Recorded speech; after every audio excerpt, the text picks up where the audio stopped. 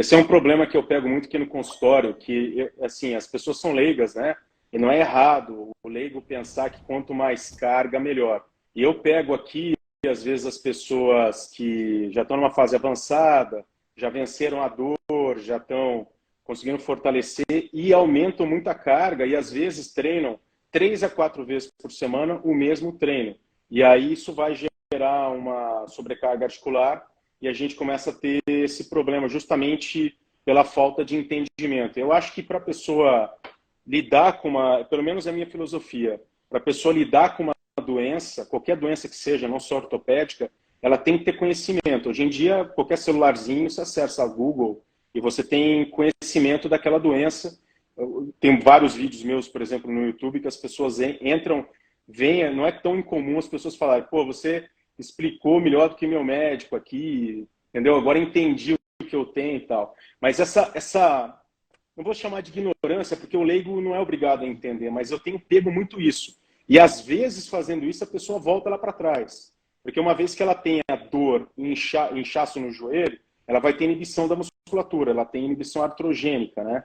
E como que você, vamos lá, pensando em treinamento, né? Imagina uma pessoa nesse estilo, assim, uma pessoa com artrose, está com cinesiofobia, medo do movimento, chegou na academia, entrou no ambiente da academia, às vezes é uma senhora que não está acostumada lá, tossindo de garotão, se olhando no espelho, cheio de menininha com calça apertada, calça leg apertada. O ambiente não é um ambiente que a pessoa gosta, né?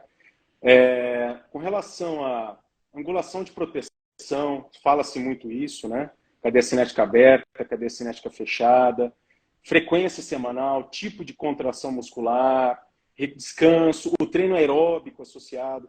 Como é que você vai Bom, conjugando tudo primeiro eu isso? tenho que acolher essa senhora que chega na academia num ambiente que às vezes é um ambiente meio complicado para ela, né? Para um senhor, para uma senhora, para a pessoa que não está acostumada com o ambiente da academia. Então, o primeiro é acolher. O segundo momento é aquela questão do diagnóstico, né? Tem que fazer um bom diagnóstico holístico, identificar diferentes situações. E a partir disso, Adriano, é colocar progressivamente uma periodização de treinamento onde eu vá evoluindo com o estímulo. E aí, quando a gente começa a discutir Uhum. estímulo, mesmo para quem vem de um pós-lesivo, de uma pós-cirurgia, está se recuperando, já fez a fisioterapia, é um processo e ele tem que ser progressivo. Então, pensando aí na quilagem que a gente estava discutindo, por um bom.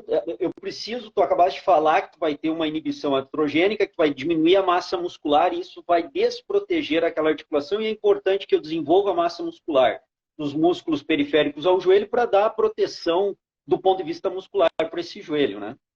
Bom, eu tenho que fazer isso com Uhum. progressão de carga. A carga que eu falo aqui, Adriano, não é o peso unicamente do aparelho, são diversas variáveis que conjugam o grau de esforço.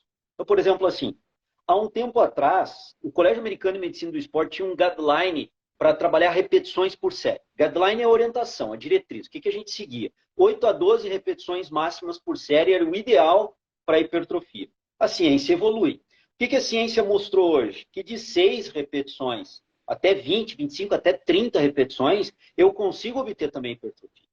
Só que ao trabalhar com 6, 7 repetições máximas, a pessoa faz 7 não consegue fazer 8 repetições. Isso é repetição máxima. Ou 10 repetições máximas. Ela faz 10 e não consegue fazer a 11ª. Então ela falha, ela tem a falha momentânea concêntrica, que a gente chama do movimento. Ela vai ao esforço máximo dentro da série. Uhum.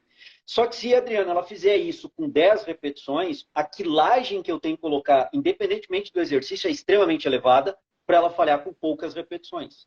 Só que a ciência já mostrou que para eu desenvolver a Uhum. massa muscular tão importante para a proteção daquele joelho, eu posso trabalhar com 20, 25 repetições máximas e eu também vou obter o processo hipertrófico, só que ao fazer com 20, 25 repetições máximas, a quilagem que eu vou botar nesse exercício ela é bem mais baixa. Então eu trabalho com uma quilagem mais baixa, mas o grau de esforço continua alto e direcionado ao estímulo hipertrófico. Até eu vou fazer um desafio para a galera que nos assiste aí, que é da maromba, que treina, uma estratégia bem interessante para vocês fazerem amanhã. Vocês vão colocar em qualquer exercício que vocês treinem, pode ser o exercício que vocês mais gostem, supino, puxada, leg, qualquer exercício. Vocês vão baixar o peso que vocês treinem, baixar a quilagem, o peso que vocês colocam lá.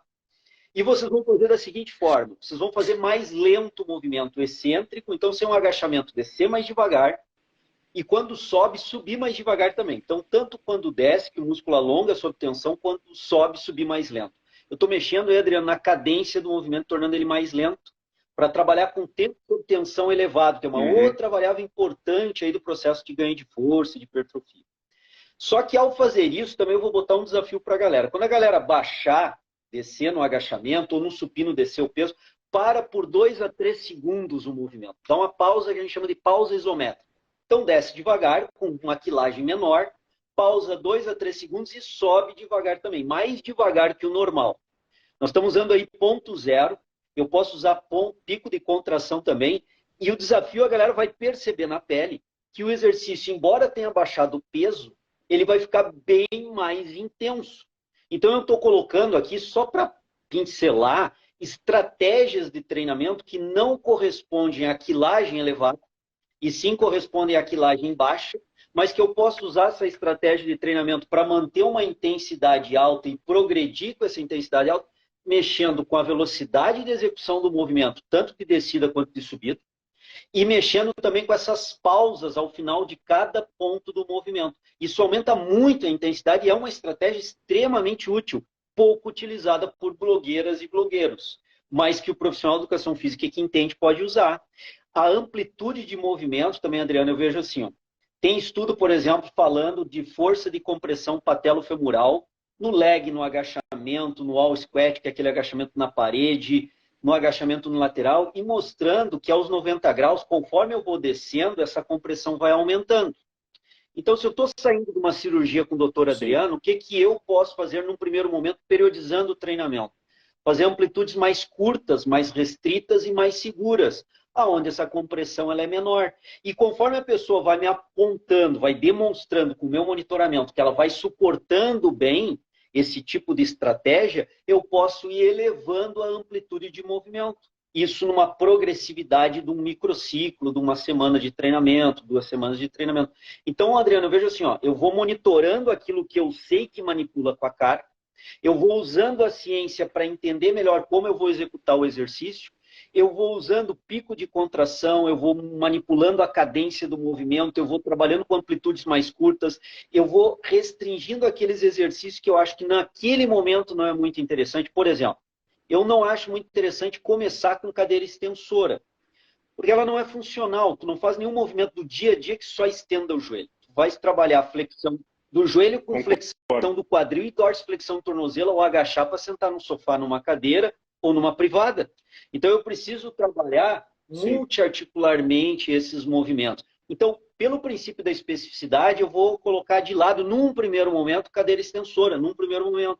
Quando eu introduzir a cadeira extensora, dos 90 graus ao início do movimento, não estendendo completamente o joelho, por essa compressão patelofemoral se tornar maior. Então, eu manipulo também a introdução do momento adequado desse exercício e quando introduzi-lo com uma quilagem mais baixa, dentro do estímulo hipertrófico, mas protegendo em termos de angulação, com uma angulação um pouco mais restrita no começo. Então, assim, Adriano, existem várias estratégias. E aí eu tenho que identificar qual a mais adequada para cada cliente. Eu dei algumas ideias aqui de como um profissional de educação física pode atuar dentro de uma área de academia, tentando ser o mais seguro e assertivo possível no treinamento.